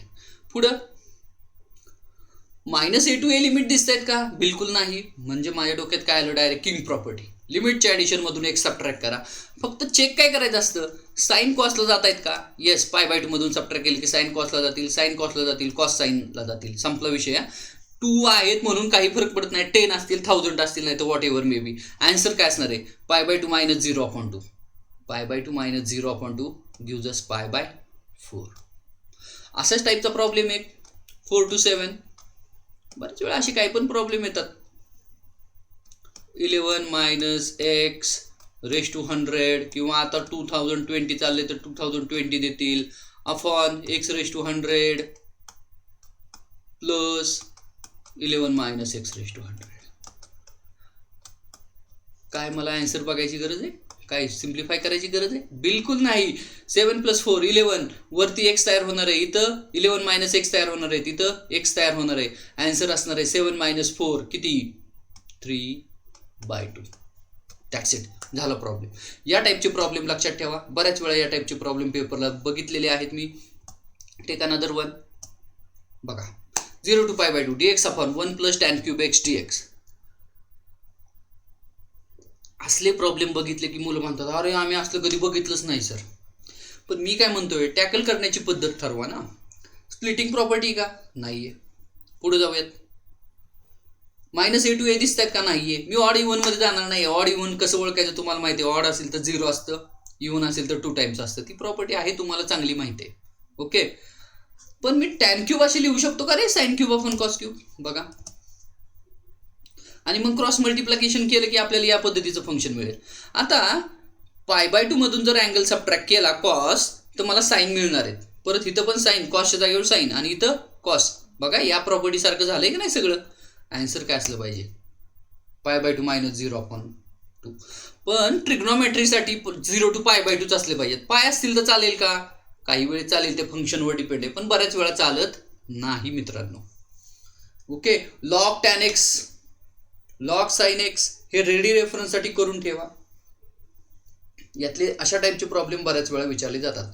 त्यामुळे 3च प्रॉपर्टी लक्षात ठेवायचे तुम्हाला, ऑड इव्हन, स्प्लिटिंग आणि king property. That's it about definite integral. Go to next. Area under the curve. Far easy topic आहे, काहीच नाही आहे त्याच्यात. काही रेडी रेफरन्ससाठी फॉर्म्युले मात्र लक्षात ठेवायची गरज आहे. एकच एक्सपेक्टेड नंबर ऑफ क्वेश्चन आहे, म्हणजे टोटल इंटिग्रेशनचे 7 क्वेश्चन्स होतात. जसं काल मी सांगत होतो, व्हेक्टर 3D 7 क्वेश्चन 14 मार्क, तसेच इथं पण येतो. हा एक ब्लॉक आहे मोठासा, तो सगळा केला की तुम्हाला 14 मार्क मिळतात. खरं तर बघूयात काही पॉईंट्स टू रिमेंबर काय आहेत या टॉपिकमधले. Rough drawing of figure. जर तुम्हाला शॉर्ट ट्रिक्स येत नाही आहेत, शॉर्टकट्स वापरता येत नाही आहेत, तर तुम्हाला स्केचिंग ऑफ डायग्राम आलं पाहिजे, रफ असलं पाहिजे ते. आणि लक्षात काय ठेवायचे, पॅराबोला, इलिप्स, स्ट्रेट लाईन. बऱ्याच वेळा प्रॉब्लेम्स याच टाईपचे असतात की तुम्हाला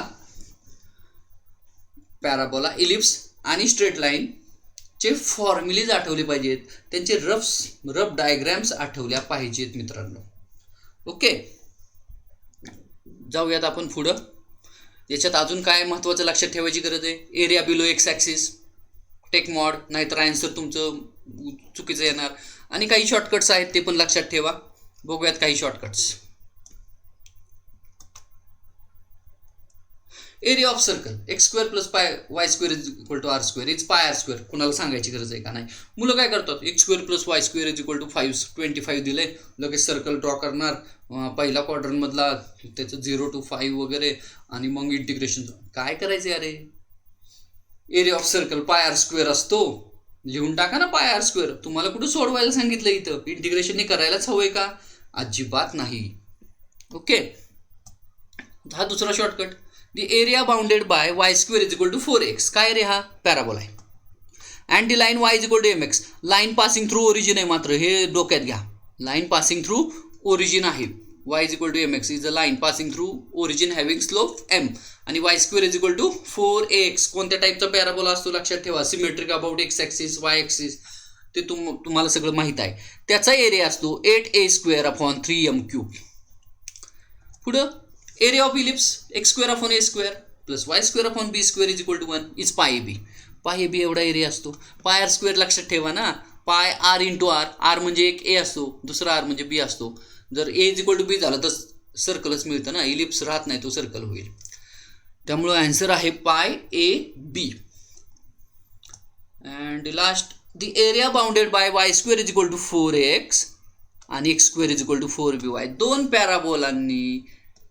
पॅराबोलांच्या मधला एरिया सांगितलाय अशा पद्धतीचा. हा एरिया कसा काढणार? 16ab/3 आन्सर आहे त्याचा. 16ab/3. हे 4-5 फॉर्म्युले रेडी रेफरन्ससाठी तयार राहू द्यात. याच्यावरचाच बऱ्याच वेळा मी प्रॉब्लेम बघितलेला आहे. तुम्ही प्रिव्हियस इयर क्वेश्चन पेपर काढून बघा, तिकडं पॅराबोला तो बऱ्याच वेळा असतो. Let us discuss some typical problems. The area bounded by 16x² + 9y² + is equal to 144 is. कालच आपण एक ट्रिक बघितली होती, पॅराबोला, इलिप्स, हायपरबोला, सर्कल कसं ओळखायचं बघितली होती ना. हां, त्याप्रमाणे केलं तरी चालेल, किंवा 144 ने डिवाइड केलं की मला काय मिळतं? x²/9 + y²/16 is equal to 1. इलिप्सचा एरिया असतो पाय ए बी. लक्षात घ्या, पाय ए बी. चूक कुठं होते? 16 × 9 करू नका. ए ची व्हॅल्यू 3, बी ची value 4. 4 × 3 12ab. D option correct आहे. Option D is correct. That's it.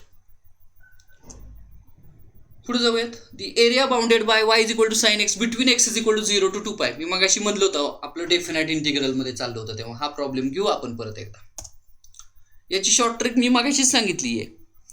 याचा एरिया 2 स्क्वेअर युनिट असतो, याचा एरिया 2 स्क्वेअर युनिट असतो. आन्सर तर 4 येणार आहे. आन्सर 4 येणार आहे. बी ऑप्शन इज करेक्ट. आता काही मुलं काय करतात, तिथं मॉड जर वापरलं गेलं नाही तर 2 - 2 0 आन्सर येण्याची शक्यता आहे. तिथं 0 ऑप्शन डेफिनेटली असतो, किंवा निगेटिव्ह करून येणारा आन्सर ऑप्शनमध्ये असणार आहे मित्रांनो, हे लक्षात घ्या. ओके, त्यामुळं बेसिकली लक्षात घ्या, जर एरिया बिलो एक्स ॲक्सिस असेल तर मॉड घ्यायला विसरू नका. आता डेफिनाइट इंटिग्रलमध्ये ती ट्रिक कधीही वापरू नका. कोणती? की ऑप्शनचे डेरिव्हेटिव्ह घ्या. अरे ऑप्शनचे डेरिव्हेटिव्ह, ऑप्शन तर सगळे कॉन्स्टंट असणार आहेत डेफिनाइट इंटिग्रलमध्ये, त्याचे डेरिव्हेटिव्ह सगळे 0 येतील की. त्यामुळे ती ट्रिक फक्त इनडेफिनाइट इंटिग्रलमध्ये वापरायची आहे. ती डेफिनाइट इंटिग्रल किंवा एरियामध्ये वापरात येत नाही. पुढं एरिया अंडर कर्व जेव्हा तुम्ही काढता ॲप्लिकेशन्स ऑफ डेफिनाइट इंटिग्रल, तुम्हाला कॅल्क्युलेशन्स यावी लागतात. लक्षात घ्या, calculations is the must part in definite integral and area under the curve. Calculations fast करायला सुरुवात करा. आपण काय करतो, कुठलं तरी एक पुस्तक घेतो आणि करायला सुरुवात करतो. काय आलंय आन्सर पहिलं बघतो, हां मग मला येतंय. कॅल्क्युलेशनची सवय ठेवा. Okay, go to the next topic. Differential equation. फार इझी टॉपिक आहे तसा विचार केला गेला तर. थिअरीमध्ये बघितलं तर अवघड वाटतो मित्रांनो, पण CETला बघितलं तर फार इझी आहे. कसं सर इझी आहे, काय म्हणताय तुम्ही? Yes, it is easy.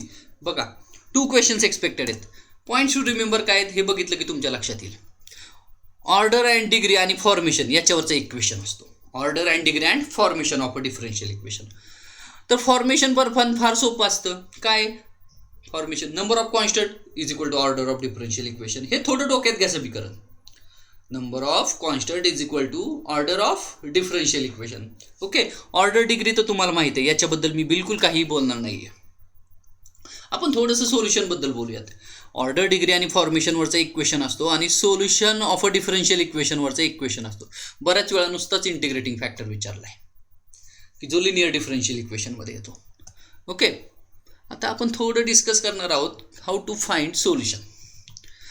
कुठलाही प्रॉब्लेम येऊ द्या, पहिल्यांदा dy/dx लिहा. Just write first dy/dx and follow this flow chart. Solution काढायचं असेल तर पहिल्यांदा चेक करा ते हाई होमोजिनियस डिफरन्शियल इक्वेशन आहे का. तर होमोजिनियस लगेच ओळखता येतं. प्रत्येक टर्मची डिग्री बघा. आता x² + 2xy + y² is equal to 0. Homogeneous आहे का नाही? येस, होमोजिनियस इक्वेशन आहे. इज इक्वल टू 0 म्हणलं की होमोजिनियस झालं. पण मी इज इक्वल टू 5 म्हणलं की होमोजिनियस आहे का रे? बिलकुल नाही. प्रत्येक टर्मची डिग्री 2 झाली का नाही? 5ची डिग्री कुठं 2 आहे? लक्षात घ्या, कॉन्स्टंट येणं आणि 0 येणं फरक आहे. ओके, मग पहिल्यांदा आयडेंटिफाय करा होमोजिनियस डिफरन्शियल इक्वेशन आहे का. जर होमोजिनियस डिफरन्शियल इक्वेशन असेल तर y is equal to vx put करून द्या. That's it. बाकीचं सोल्युशन कसं काढायचं तुम्हाला माहिती आहे. मी सोल्युशन फाइंड करून दाखवणार नाही. येस, तुम्हाला सोल्युशन फाइंडच करावं लागेल. इथं मॅन्युअली फास्ट करावं लागतील त्या स्टेप्स. बाकी काही तर कसलाही शॉर्टकट नाही आहे फारसा. दुसरं बघा व्हेरिएबल सेपरेबल मेथड आहे की नाही. एकदा तुम्ही dy बाय dx फाइंड केलात की दिसतं सरळ सरळ dy इंटू वायच्या टर्म्स लिहू शकतोय का आपण, is equal to dx into एक्सच्या टर्म्स लिहू शकतोय का, लगेचच कळेल तुम्हाला तिथंच. बरोबर. त्यामुळे सेकंड व्हेरिएबल सेपरेबल मेथडकडे जा. आणि लास्ट मग ह्या दोन्ही जर मेथड नसतील, HDE पण नाही आहे, व्हेरिएबल सेपरेबल मेथड नाही, तर LDE. आता परत LDE मध्ये पण 2 पार्ट्स आहेत ना, 2 टाईप्स आहेत खरं तर. dy by dx plus px is equal to q and dx by dy plus py is equal to q. ते pq काय असतात तुम्हाला माहिती आहे सगळं. इंटिग्रेटिंग फॅक्टर असतो e raise to integration pdx किंवा p dy, त्या फॉर्म प्रमाणे येणार आहे. या फ्लो चार्टने तुम्ही जर प्रॉब्लेम बघायला सुरुवात केली की आपोआप तुम्हाला करेक्ट आन्सर्स येत जातील. होमोजिनियस डिफरन्शियल इक्वेशन आहे का पहिल्यांदा बघा, नंतर व्हेरिएबल सेपरेबल मेथड आहे का, आणि मग लिनियर डिफरन्शियल इक्वेशनकडे जा. मुलं बघितलं की पहिल्यांदा ट्राय करतात लिनियर डिफरन्शियल इक्वेशन आहे का, कारण बऱ्याच वेळा सीईटीला लिनियर डिफरन्शियल इक्वेशनवरचाच प्रॉब्लेम विचारला गेलेला आहे. Take one problem. X dy by dx plus y is equal to x cos x plus sine x. मी मागे सांगितलं तसं dy बाय dx लिहिला मी. X cos x plus sine x minus y upon x. प्रत्येक टर्मची degree बघा, याची डिग्री 1 आहे, याची डिग्री 0 आहे, याची 1, याची 1. Because of this 0 not a homogeneous differential equation. Variable separate सहजासहजी होतील का, याच्यात कुठं मी एक्स आणि वाय वेगळे नाही करू शकणार आहे, त्यामुळे व्हेरिएबल सेपरेबल नाही आहे, नॉट व्हेरिएबल सेपरेबल. याचा अर्थ राहिलं लिनियर डिफरन्शियल इक्वेशनच आहे. तुम्ही एक स्प्लिट करा, वायची टर्म त्या साईडला ट्रान्सफर करा, dy by dx plus py is equal to q या फॉर्ममध्ये ते ट्रान्सफर होणार आहे. आता मी सिम्प्लिफिकेशन करणार नाही आहे, पण बघा dy बाय dx हे y बाय एक्सची टर्म तिकडं जाईल, म्हणजे plus 1 upon x y is equal to x cos x plus sine x.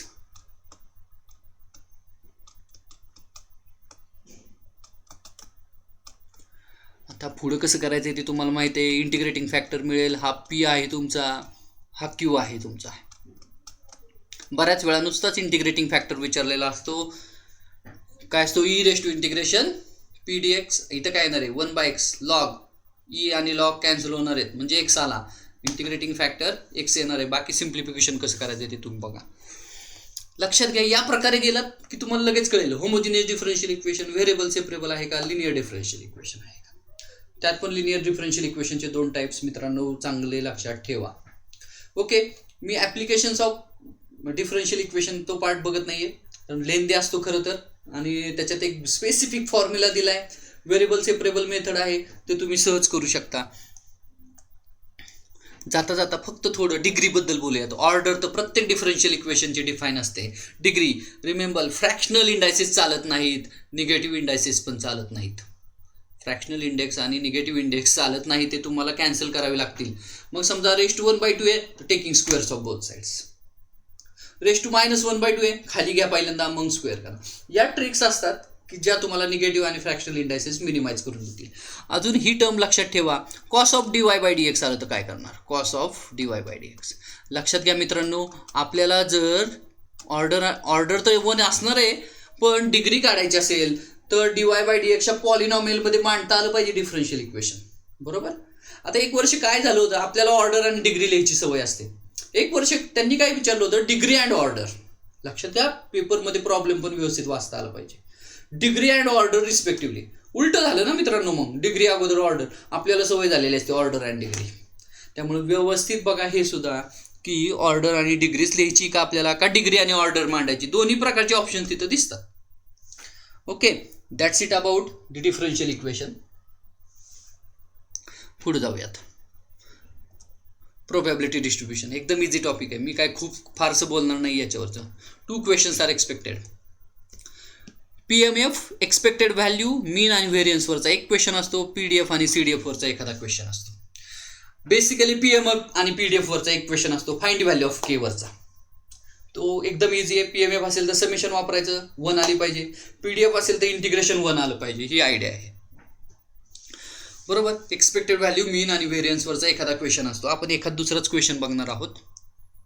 Okay, आणि या टॉपिकमध्ये महत्त्वाचं काय रे, calculations are very important facts. Okay, for a random variable x variance is 4 and E of x square is 13 then E of x. कसं काढायचं लगेच लक्षात येत नाही. अरे व्हेरियन्सचा फॉर्म्युला तर मांडा, E of x square minus E of x bracket square. पण हा फॉर्म्युला कोण करत नाही. फॉर्म्युला काय करतात मुलं या पद्धतीचा, E of x square minus mu square एवढं लक्षात ठेवतात. मग म्यू कुठं दिला इथं, हे आठवत बसावं लागेल तुम्हाला, लक्षात घ्या. बरोबर. मग ई ऑफ एक्स स्क्वेअरची व्हॅल्यू पुट करा, व्हेरियन्स दिलाय आपल्याला तो पुट करा, ई ऑफ एक्स आरामात मिळून जाईल. ऑप्शन ए येतो याचा आन्सर. हां, मी कॅल्क्युलेशन करून दाखवणार नाही, कॅल्क्युलेशन्स आर व्हेरी इझी. बाकी व्हेरियन्स दिलाय, मीन दिलाय, त्याच्यावरचे प्रॉब्लेम्स असतात. एक्सपेक्टेड व्हॅल्यू म्हणजेच मीन असतो मित्रांनो, लक्षात घ्या. आता मी सांगितलं पीएमएफ आणि पीडीएफवरचा एक प्रॉब्लेम असतो, find value of K alpha beta काय असतील ते. बरोबर, याच्यावरचा एक प्रॉब्लेम असतो. त्यामुळे प्रोबॅबिलिटी डिस्ट्रीब्युशन तयार करा असा प्रॉब्लेम खूप कमी वेळा विचारला गेला आहे. प्रोबॅबिलिटी डिस्ट्रीब्युशन तयार करा असा प्रॉब्लेम बऱ्याच वेळा येत नाही. आलं लक्षात सगळ्यांच्या. त्यामुळे लक्षात घ्या, खाली जे ऑप्शन्स दिलेत ते बघून ठरवायचं how to tackle. Go toward the last topic, binomial distribution. Very easy again, 2 questions are expected. Points to remember are, yes, formula. Binomial डिस्ट्रीब्युशनचा फॉर्म्युला आहे. बायनॉमियल डिस्ट्रीब्युशनचे प्रॉब्लेम लगेच आयडेंटिफाय होतात. कसे, 2च आउटकम असलेले असतात. Coin is toss binomial distribution आहे, मेल फिमेल बायनॉमियल डिस्ट्रीब्युशन आहे. टार्गेट हिट होतंय की नाही होतंय बायनॉमियल डिस्ट्रीब्युशन आहे. याच्याबरोबरच लक्षात ठेवा, मीन एनपी असतो आणि व्हेरियन्स एनपीक्यू असतो. Of course standard deviation is the square root of variance. एखाद दुसरा प्रॉब्लेम बघूयात. 5 coins whose spaces are marked 2 and 3. Okay, एका फेसवर 2 लिहिलंय आणि एका फेसवर 3 लिहिलंय. लक्षात घ्या. The chance of getting total of 12 is, आता टोटल 12 आली पाहिजे, याचा चान्स किती आहे असं विचारलंय. बायनॉमियल डिस्ट्रीब्युशनचा प्रॉब्लेम आहे का, येस. 2 आणि 3 येण्याचा चान्स किती रे, 1/2 1/2. त्यामुळे मी जर 2 मध्ये सक्सेस आहे असं कन्सिडर केलं तर प्रोबॅबिलिटी ऑफ सक्सेस झाली 1/2. आपोआप प्रोबॅबिलिटी ऑफ फेल्युअर 1/2 येणार आहे. 3 धरून जरी प्रॉब्लेम केला तरी आन्सर सेमच येणार आहे मित्रांनो, डोंट वरी. आता एकच पॉसिबिलिटी माझ्यासमोर, हे ऑप्शन्स आहेतच. सम 12 येण्याची पॉसिबिलिटी हीच आहे की 3 times 2 आले पाहिजेत आणि 2 times 3 आले पाहिजेत, मग तर सम 12 होईल. ते कशी येतील त्याची ऑर्डर काय असेल, इमटेरियल आहे हे सगळं. ओके, आता मी आताच म्हणलं जर मी 2 घेऊन प्रॉब्लेम करणार आहे तर माझा आन्सर कसं असणार आहे बघा. रिक्वायर्ड प्रोबॅबिलिटी मी 2 घेऊन करतोय. 5 टॉसेस दिलेत आपल्याला, यांची व्हॅल्यू 5 झाली. बरोबर, 5 coins are toss, number of trials are 5, म्हणजे 5C3 कारण मी 2 घेऊन प्रॉब्लेम करतोय. ओके, 5C3 1/2 इंटू 1/2 आन्सर येतं 5/16. आता 5C3 कसं काढायचं, तुम्हाला गेल्या वर्षीच आठवत असेल pascal triangle. Pascal triangle use करा. 5 पर्यंत लिहिला तरी तो सफिशियंट असतो, खरं 5 रो पर्यंतचा तो यूज केला तरी चालेल. आता काही जणांना वाटेल मी 3 घेऊन प्रॉब्लेम करतो की, करा की. 5C2 आणि 5C3 इक्वलच असतात कॉम्बिनेशनमध्ये, आठवा. NCR आणि NCN-R इक्वल असतात. आणि इथं काय येतील 1/2 इंटू 1/3 सेमच आन्सर येईल, काही फरक पडत नाही. Answer is 5/16, therefore option D is correct. हा, इथं थोड्याशा वेगळ्या ट्रिक्स नसतात मित्रांनो, हे असं तुम्हाला कॅल्क्युलेशन्स करावे लागतील. Calculation is must. आणि लक्षात घ्या, कॅल्क्युलेशनसाठी लॉग टेबल नसतात, कॅल्क्युलेटर्स नसतात. त्यामुळे थोडी कॅल्क्युलेशनची सवय राहू द्यात. Another one, the mean and variance of a binomial distribution are 4 and 2 respectively. Then probability 1 विचारली आहे. तुम्हाला काही एनची व्हॅल्यू विचारली का, पी विचारलं का, नाही, ते काढावं लागेल मित्रांनो. Okay, it is very simple. Again NP4 दिलाय आणि NPQ ना, व्हेरियन्स म्हणजे काय, NPQ 2 दिलाय. याचा अर्थ PQ झाली 1/2, सरळ आहे. आणि Nची व्हॅल्यू येते 8. Nची व्हॅल्यू येते 8. जर मला PQ आणि N माहिती आहे तर मी कुठलीही प्रोबॅबिलिटी काढू शकतो. Like this, number of trials are 8. बरं ना, आत्ताच फाइंड केलं आपण. 8C1 1/2 इंटू 1/7 बाकी तुम्हाला कॅल्क्युलेशन्स माहिती आहेत. 1/32 आन्सर येतं आहे. इथं ए ऑप्शन करेक्ट आहे. अशाच टाईपचे प्रॉब्लेम्स बऱ्यापैकी विचारले जातात. बायनॉमियल डिस्ट्रीब्युशनमधला मीन आणि व्हेरियन्स विसरू नका, तो फॉर्म्युला NP आणि NPQ. त्याच्यावरचा एक प्रॉब्लेम 100% आणि एक प्रॉब्लेम तुम्हाला प्रोबॅबिलिटी फाइंड करायला लावतीलच, 100% लावतील कुठली तरी प्रोबॅबिलिटी फाइंड करायला. Okay, that's it about the topic wise distribution of M2. M2 मध्ये बघायचं झालं तर कन्क्लुडिंग सेशनकडे जाऊयात आपण. कंटिन्युटी खरंच इझी आहे, इझी टॉपिक आहे. हे दोन्ही मार्क्स मिळायला काहीच हरकत नाही आहे. 1 तास सफिशियंट आहे. जर मी आवर्समध्ये कॅल्क्युलेशन करायचा विचार केला तर 1 तास सफिशियंट आहे. विसरू नका एल हॉस्पिटल रूल. 90% प्रॉब्लेम एल हॉस्पिटलनेच सोडवता येतात. Differentiation 3 questions are expected. Some problems are very easy, some are medium. लक्षात ठेवा, मी आता ते लिहितोय तसं तिथं. कदाचित एक प्रॉब्लेम इझी असेल, एक ॲव्हरेज असेल, ॲव्हरेज म्हणूयात किंवा मीडियम म्हणूयात. बरोबर. डिफरन्शिएशनला तुम्हाला तरी पण 1.5 तास लागेल. 1.5 hour is sufficient. Applications of derivative, परत एक प्रॉब्लेम इझी असेल, एक ॲव्हरेज असेल आणि एक हार्ड असतो मित्रांनो. हार्ड असतो. जर तुम्ही ट्रिक्स वापरले तर सोपं जाणार आहे ते तुम्हाला. बरोबर. इथं तुम्हाला 2 hours लागण्याची शक्यता आहे. थोडा मोठा टॉपिक आहे. Integration, definite and indefinite integral 4 hours required. मोठा टॉपिक आहे. प्रत्येक टाईपचा एक प्रॉब्लेम करा. एक इझी असतो, डायरेक्ट शॉर्टकट बसतो. ओके. 3 प्रॉब्लेम्स ॲव्हरेज असतात आणि 2 प्रॉब्लेम हार्ड वाटतात मुलांना. ॲक्च्युली जर ट्रिक्स बसल्या तर हार्ड नसतातच, ते इझी असतात. ट्रिक बसायला हवी तुमची फक्त. सबस्टिट्यूशनमधल्या काही प्रॉब्लेम असेल तो अवघड वाटतो खरं मुलांना. Okay. Area under curve very easy, अर्धा तास सफिशियंट आहे. डिफरन्शियल इक्वेशन अगेन मी इझी म्हणतोय. काही जणांना तो प्रॉब्लेम अवघड वाटेल. कुठला? Solution of differential equation. बरेच मुलं तिथं चुकत नाहीत पण ऑर्डर डिग्रीला चुकतात मित्रांनो, लक्षात घ्या. याला 1 तास सफिशियंट आहे. Probability distribution 1/2 hour and binomial distribution 1/2 hour. याच्यात काही फारसं करण्यासारखं नाही. शॉर्ट ट्रिक्स बघा फक्त. हे दोन्ही टॉपिक इझी आहेत.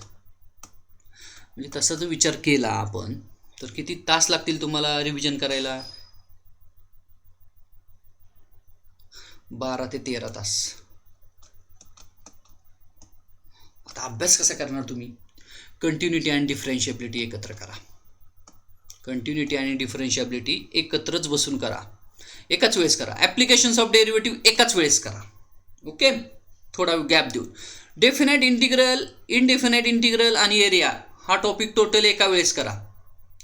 डिफरन्शियल इक्वेशन एक वेळेस करा आणि प्रोबॅबिलिटी डिस्ट्रीब्युशन आणि बायनॉमियल डिस्ट्रीब्युशन एक दिवस करा. या प्रकारे स्टडी केला तर काही अवघड नाही. जर मी अवघड प्रॉब्लेम म्हणलेच तर 4 ते 5 प्रॉब्लेम अवघड असतात एंटायर पेपरमध्ये म्हणतोय मी. ओके.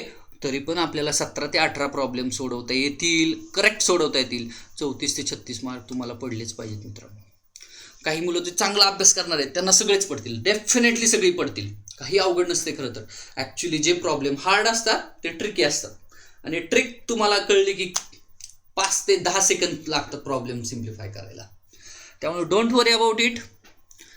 स्टडी वेल, गिव्ह टाईम मॅनेजमेंट चांगलं करा. प्रत्येक टॉपिक तेवढा वेळ डिस्कस करा स्वतःशीच, म्हणजे बरोबर होत जाईल. हे काय आपण प्रिव्हियस इयरचे प्रॉब्लेम्स बघितले बघा, त्या टाईपचे बरेच वेळा येत जात आहेत. प्रॉब्लेम वेगळा असेल पण टाईप तर तोच आहे मित्रांनो. टाईप बदलत नाही आहे, लक्षात घ्या. Okay. That's it about M2. Thank you.